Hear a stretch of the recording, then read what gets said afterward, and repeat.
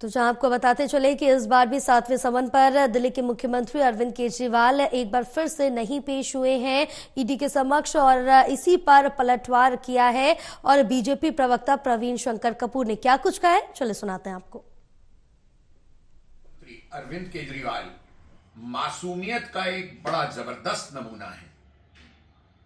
ED का समन आता है तो बड़ी मासूमियत से कहते हैं कि मामला न्यायालय में है। अगर उन्हें न्यायालय की इतनी ही कद्र है तो उन्हें यह भी मालूम होगा कि न्यायालय ने उनके ईडी में पेश होने पर कोई रोक नहीं लगा रखी, सिर्फ 16 मार्च तो एक डेट भर है।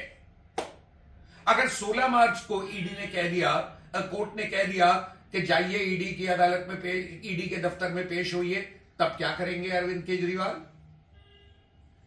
अरविंद केजरीवाल जी, आप खुद को आयकर अधिकारी भी बताते हैं, कानूनों को भली भांति जानते हैं।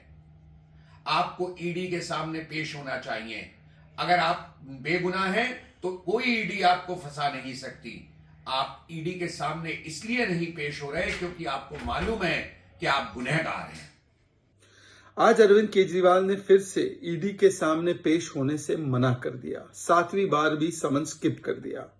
अगर कोई नोबेल प्राइज देना चाहता है अरविंद केजरीवाल जी को, तो भगोड़ा बनने के लिए और समन स्किप करने के लिए उनको जरूर नोबेल प्राइज मिलना चाहिए।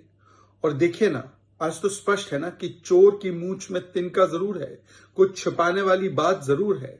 अरविंद केजरीवाल शराब घोटाले के मास्टरमाइंड जरूर है। इसीलिए तो जो लोग अन्ना हजारे के जमाने में कहते थे पहले इस्तीफा फिर जांच, अब इस्तीफा तो दूर की बात, जांच में शामिल होने से घबराते हैं, क्योंकि लालू प्रसाद यादव और सोनिया गांधी की संगत है।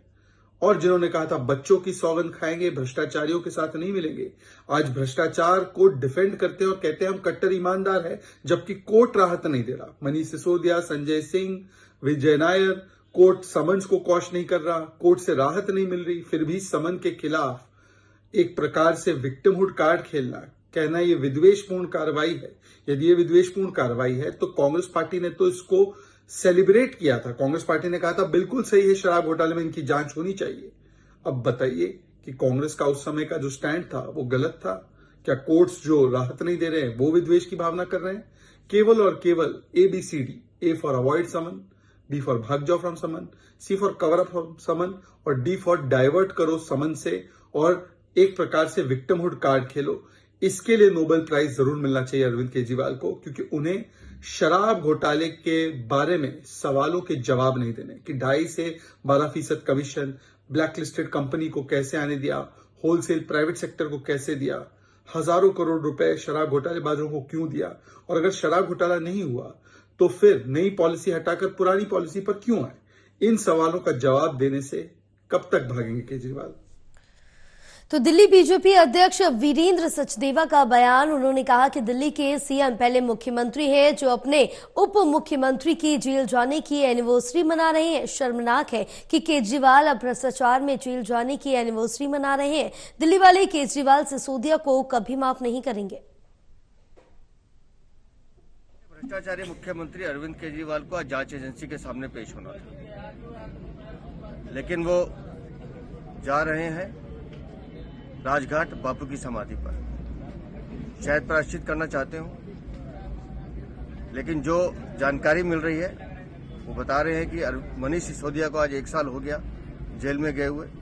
तो ये पहले मुख्यमंत्री हैं जो अपने उप मुख्यमंत्री के जेल जाने की एनिवर्सरी भी मना रहे हैं। आपने भ्रष्टाचार किया है, शराब घोटाले में आपने करोड़ों रुपए खाए हैं, और आज बापू की समाधि पे जाकर अगर आप उसका प्रायश्चित कर रहे हैं तो आपको जांच एजेंसी के सामने जाकर अपना जुर्म कबूल करना चाहिए।